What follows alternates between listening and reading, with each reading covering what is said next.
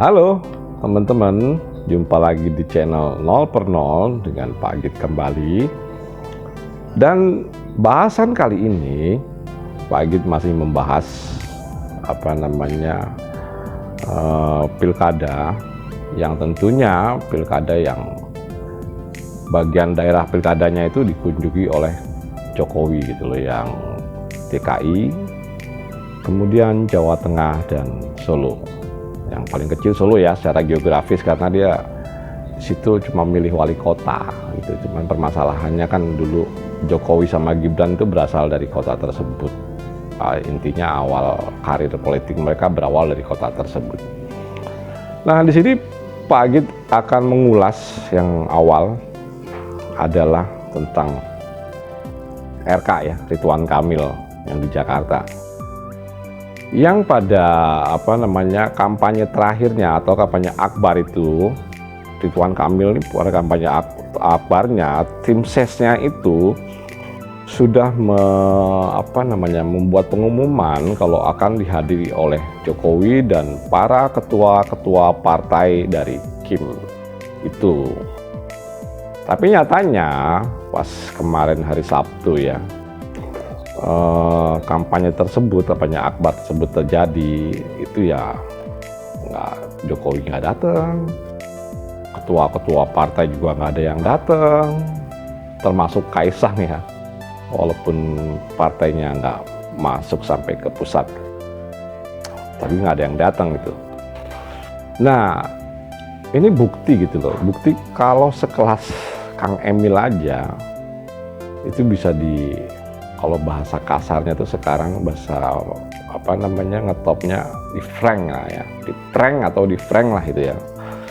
Nah, kayak gitu bisa di prank gitu loh, kok tega-teganya dia, atau memang sengaja gitu loh ya. Maksudnya begini, dalam artian sengaja mereka sudah tahu gitu loh. Jadi kalau dalam posisi demikian di polling itu bukan di polling, maksud Pak Agit, ada beberapa lembaga survei, nanti Pak Agit akan lihatkan datanya. Kalau memang Kang Emil ini dalam beberapa survei 3 lembaga tersebut, itu Kang Emil ini mengalami pemosotan atau kalah dibandingkan dengan Pramono Anung dan Rano Karno.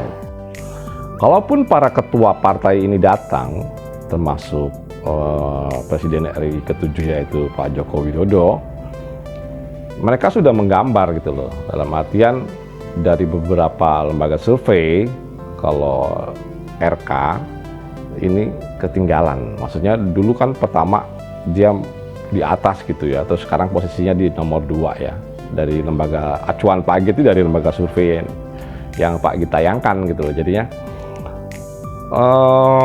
kalau mereka datang udah rame-rame ya, ketua partai dari Kim, kemudian mantan presiden ya, ibaratnya semua tokoh nasional di situ kumpul dari berbagai macam partai ya, kira-kira 14 partai itu melawan satu partai gitu, satu partai PDIP, di mana calon gubernur dan calon wakilnya Pramono Anung dan Rano Karno ini adalah dalam satu partai gitu loh. Jadi ya seperti Pak Agit bilang berulang-ulang lah, David vs Goliath ini gitu loh. Nah, kalau sampai mereka udah datang rame-rame, jadi mengendorse dengan hebohnya, tapi mereka kalah, apa yang harus mereka katakan kepada rakyat gitu loh, bahwa suara mereka atau kehadiran mereka, endorse mereka tidak berlaku bagi rakyat Jakarta khususnya ya. Nah, karena yang kita bahas di sini adalah Jakarta ya, tentang Kang Emil. Jadi ya tapi menurut Pak Agit ya nggak bener juga ya, nggak bener dalam arti itu udah disiapin datangnya rame-rame, itu nggak ada yang datang gitu loh ya. Ya seperti Pak Agit bilang tadi, atau mereka sudah membaca gitu, kalau mereka dukung pun, mereka endorse pun juga hasilnya juga akan sama, itu prediksi mereka. Itu satu asumsi ya. Ada asumsi berikutnya, mungkin ya kalau Pak Agit perhatiin juga, ini Pak Jokowi lebih fokus ke Jawa Tengah dan Solo, karena ini tempat tinggal beliau ya. tempat tinggal beliau, di mana itu provinsi di mana tempat tinggal beliau, dan wali kota atau maksudnya kota Solo di mana beliau tinggal juga gitu kan. Jadi wali kota di bawah wali kota, kemudian di bawah provinsi itu. Jadinya beliau berharap dia nggak kalah lah. Pak Jokowi ini berharap jangan sampai dia kalah di situ. Walaupun itu bukan dia yang naik, tapi kan dia Pak Jokowi mengendorse itu dari wali kota maupun gubernurnya, gitu teman-teman. Dan baru-baru ini ada surat pernyataan dukungan resmi dari Pak Prabowo yang dijelaskan oleh yang diklarifikasi oleh Raffi Ahmad. Tapi yang lucunya surat pernyataan resmi dari Pak Jokowi ini bukan Pak Jokowi, maaf, Pak Prabowo. Presidennya udah ganti, sampai lupa Pak Git sampai lupa kalau presidennya udah ganti dari Pak Jokowi ke Pak Prabowo. Jadi dukungan resmi dari Pak Prabowo ini, surat itu yang mendukung Ridwan Kamil, jadi datangnya di Minggu Tenang. Kemudian diklarifikasi oleh Raffi Ahmad dan beberapa istilahnya bawahan dari Pak Prabowo. Kalau itu dibuatnya surat itu sebelum Minggu Tenang. Ya, peredaran surat ini itu dibuatnya sebelum Minggu Tenang, tapi diserahkan ke Kang Emil itu menjelang ya baru-baru inilah setelah Minggu Tenang. Ini pasti orang berasumsikan macam-macam ya. Kalau pula itu memang surat dukungan buat RK gitu, apa juga harus diumumin? Kan ini sifatnya kalau surat dukungan itu diberikan kepada RK terus diumumkan ke publikasi ke umum, itu kan sebetulnya juga kampanye terselubung juga menurut Pak Git ya. Entah itu asli dari Prabowo atau bukan, ya itu kita nggak bahas lah asli atau bukannya, tapi yang jelas sifatnya itu kan dia mengumumkan ada dukungan dari Pak Prabowo yang dimana ini menjadi polemik itu asli atau tidak gitu. Tapi permasalahannya itu kan kampanye gitu yang udah harusnya nggak boleh di Minggu Tenang gitu. Menurut Pak Git ya namanya juga cari-cari ini ya, cari-cari masa, atau kini kondisinya dia juga lagi panik. Pak Git juga nggak tahu, karena ya menurut elektabilitas yang Pak Git tayangkan itu sudah kebalap ya. Tinggal kalau dihitung ya dari beberapa lembaga survei tersebut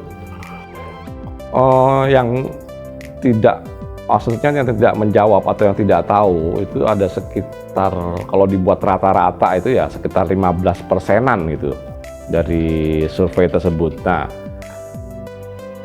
tugasnya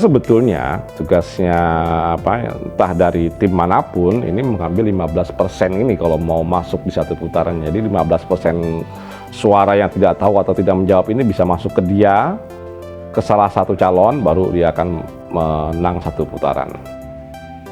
Nah, yang lucunya yang tadi, yang masalah surat tadi ya Pak Git bilang, surat itu dari Prabowo, itu dari Presiden Prabowo yang menyatakan dukungannya kepada Ridwan Kamil. Padahal Pak Prabowo sendiri kan nggak bisa menyoblos Ridwan Kamil juga kan, karena domisili atau KTP-nya Pak Prabowo kan bukan DKI. Sedangkan yang namanya Ridwan Kamil pun besok nggak nyoblos juga di Jakarta. Ini nyoblosnya di Jawa Barat, orang KTP-nya masih Bandung. Gitu teman-teman. Jadi Pak Emil aja sudah kehilangan berapa suara itu yang mendukung dia. Pak Prabowo 1, Pak Jokowi sendiri, kemudian Kang Emil sendiri. Jadi udah kehilangan 3 suara. Gitu. Jadi secara tidak langsung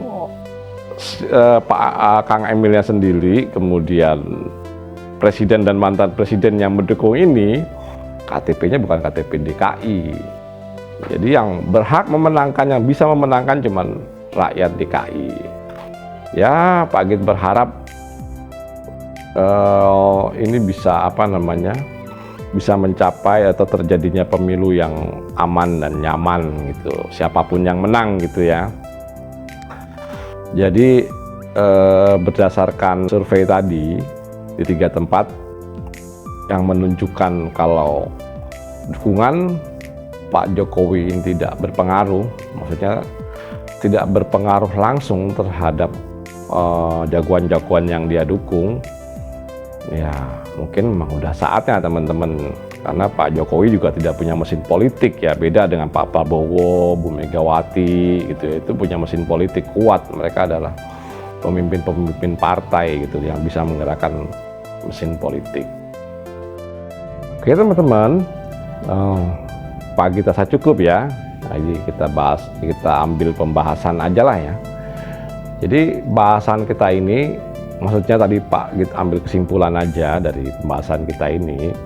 Yang pertama tadi adalah kena pranknya si RK. RK ini kena prank bukan dari Jokowi aja ya, tapi dari para ketua partai yang ada di KIM, termasuk anaknya Pak Jokowi yaitu Kaisang. Jadi nggak ada satupun dari ketua partai maupun Jokowi yang hadir dalam kampanye akbar tersebut. Beda banget sama Pramono Anung dan Rano Karno, itu meriah sekali, beda banget lah gitu. Ini menunjukkan kalau mereka juga sebetulnya sudah tidak kompak gitu. Itu yang pertama. Yang kedua adalah daerah-daerah yang didukung Jokowi, maksudnya Jokowi turun gunung langsung itu juga tidak terpengaruh suaranya. Dan mudah-mudahan ini membuktikan adalah perlawanan suara rakyat gitu. Jadi rakyat melawan secara politik gitu loh, tidak mau diatur-atur oleh para petinggi-petinggi yang tujuannya nggak jelas, hanya untuk keuntungan pribadi dan kelompoknya. Oke teman-teman, Pak Git mengucapkan selamat mencoblos besok di tanggal 27 dan pilihlah berdasarkan hati nurani teman-teman. Oke, dan selamat malam. Terima kasih.